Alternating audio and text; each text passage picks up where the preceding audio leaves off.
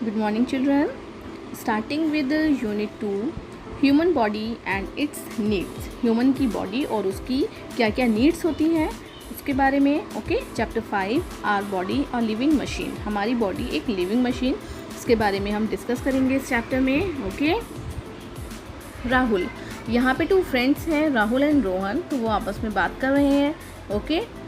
राहुल कहता है रोहन से, Rohan why were you absent yesterday. Rahul, Rohan तुम कल एब्सेंट क्यों थे. रोहन, नाउ रोहन रिप्लाई करता है राहुल के क्वेश्चन का.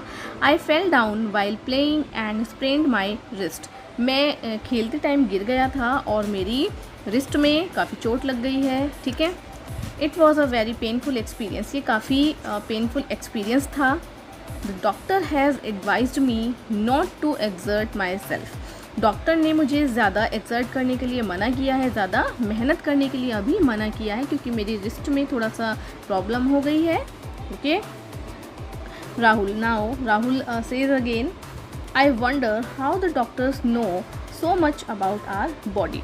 डॉक्टर्स हमारी बॉडी के बारे में इतना सब कुछ कैसे जानते हैं. मुझे बहुत आश्चर्य होता है इस चीज़ का. मैं बहुत सरप्राइज़ हूँ कि डॉक्टर्स को हमारी बॉडी के बारे में इतना कुछ कैसे पता होता है. राइट. नाउ रोहन कहता है फिर से राहुल से, they do a detailed study of our internal and external body organs. वो हमारी बॉडी की इंटरनल और एक्सटर्नल ऑर्गन्स के बारे में बहुत डिटेल में स्टडी करते हैं.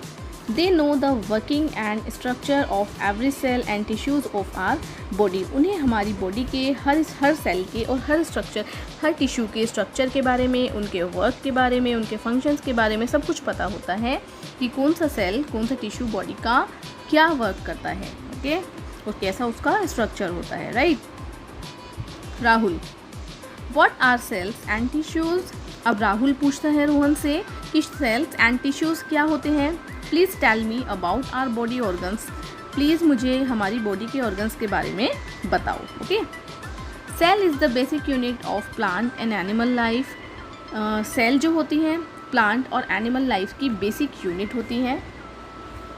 Our body is made up of very tiny living units called cells. हमारी बॉडी भी बहुत छोटे छोटे टिनी लिविंग यूनिट्स से मिलके बनी होती हैं, जिनको हम सेल्स कहते हैं. Right. Many cells of the same type join to form a tissue. ये बहुत सारी सेल्स मिलके आपस में ज्वाइन करके एक टिश्यू बनाती हैं. ओके. यानी बहुत सारे सेल्स से मिलकर एक टिश्यू बनता है.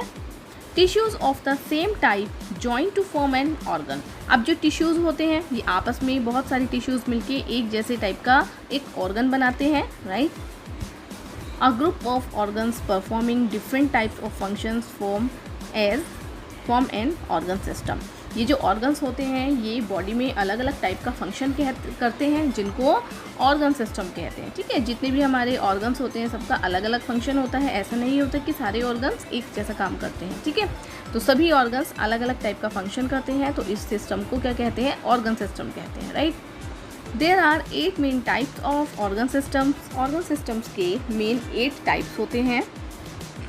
All these organs systems together make an individual or organism. ये सभी ऑर्गन सिस्टम मिलके एक इंडिविजुअल यानी कि एक ऑर्गेनिज्म बनाते हैं. ठीक है. तो देखो जो ह्यूमन बीइंग या प्लांट या जो एनिमल्स बने हुए हैं उनकी जो बॉडी स्ट्रक्चर है वो किन किन से मिलके बना हुआ है. First of all cell. ठीक है. Cell joins tissues and tissue joins organ. Then organ make an organ system and like this the organ system makes an organism. Okay. तो इस तरह से सेल, टिश्यूज़, ऑर्गन सिस्टम मिलके एक पूरा organism तैयार होता है, रेडी होता है. Right. The human body is a unique machine. एक ह्यूमन बॉडी जो होती है वो एक यूनिक मशीन होती है, यानी अलग ही तरह की मशीन होती है. It can perform so many functions at the same time. ये एक ही टाइम पर बहुत सारे काम कर सकती है. ठीक है. यानी कि जो ह्यूमन की बॉडी होती है वो एक टाइम पे बहुत सारे फंक्शन कर सकती है, which no other machine can do, जो कि कोई और मशीन नहीं कर सकती. Right. It works day and night. ये दिन रात काम करती रहती है. ठीक है. ह्यूमन बॉडी जो होती है वो दिन रात काम करती रहती है. ठीक है. इसके जैसे और कोई मशीन वर्क नहीं कर सकती है. This is a unique machine. The different organ system work in a very organised and systematic manner. अलग अलग टाइप के जो ऑर्गन सिस्टम होते हैं वो अलग अलग टाइप का वर्क करते हैं, एक ऑर्गेनाइज्ड वे में, एक सिस्टमैटिक वे में, ठीक है, सिस्टम से वर्क करते हैं, right. Next page, number 1 digestive system. अभी देखते हैं यहाँ पे कौन कौन से सिस्टम है, ऑर्गन सिस्टम है ह्यूमन बॉडी के अंदर, ओके। तो नंबर 1 है digestive system. Digestion means the breaking down of food into simple forms so that our body can use it. Digestion का मतलब होता है कि जो हम खाना खाते हैं उसको बॉडी के अंदर छोटे छोटे पार्ट्स में ब्रेक कर दिया जाता है जिससे कि हमारी बॉडी उसको अच्छे से यूज़ कर सके, right. The food is chewed in the mouth with the help of teeth and saliva. हमारा जो फूड है वो हमारे माउथ के अंदर टीथ और जो सलाइवा होती है that is a liquid juice, okay, तो उसके थ्रू ये क्या किया जाता है, च्यू किया जाता है, ठीक है। It then moves into the stomach after passing through the food pipe। इसके बाद ये फूड पाइप से होता हुआ जब हम माउथ में अपने खाना च्यू करते हैं, उसको कट करते हैं, तो वो सलाइवा के साथ मिक्स होकर सॉफ्ट हो जाता है, स्मूथ हो जाता है, ठीक है। तो इस तरह से वो फूड पाइप के थ्रू पास होकर फूड पाइप से स्टमक में पहुंच जाता है, right. In the stomach, digestive juices break the food into simplest form, which is then absorbed by small intestine। Stomach में जाने के बाद जो डाइजेस्टिव जूसेस होते हैं वहाँ पे उसको वो हमारे खाने को सिंपलेस्ट फॉर्म में ब्रेक कर देते हैं, जो कि स्मॉल इंटेस्टाइन अपने अंदर एब्जॉर्ब कर लेते हैं, राइट। देखो, पहले हमने अपने माउथ में खाना रखा, उसको हमने च्यू किया, कट किया, ओके, उसके बाद वो फूड पाइप से होता हुआ हमारे स्टमक में गया, राइट। अब स्टमक के अंदर क्या होते हैं, डाइजेस्टिव जूसेस होते हैं जो कि हमारे खाने को अच्छे से ब्रेक कर देते हैं छोटी छोटी फॉर्म में, पेस्ट की फॉर्म में, ठीक है। तो जब हमारी स्टमक के अंदर हमारा जो फूड है वो छोटे छोटे फॉर्म्स में ब्रेक हो जाता है, उसके बाद वो स्मॉल इंटेस्टाइन में चला जाता है, okay. The undigested food is pushed into large intestine. और जो अनडाइजेस्टेड फूड होता है वो कहाँ जाता है, वो लार्ज इंटेस्टाइन में जाता है, okay. There are 2 types of intestine in human body, number 1 small intestine and number 2 large intestine, ठीक है।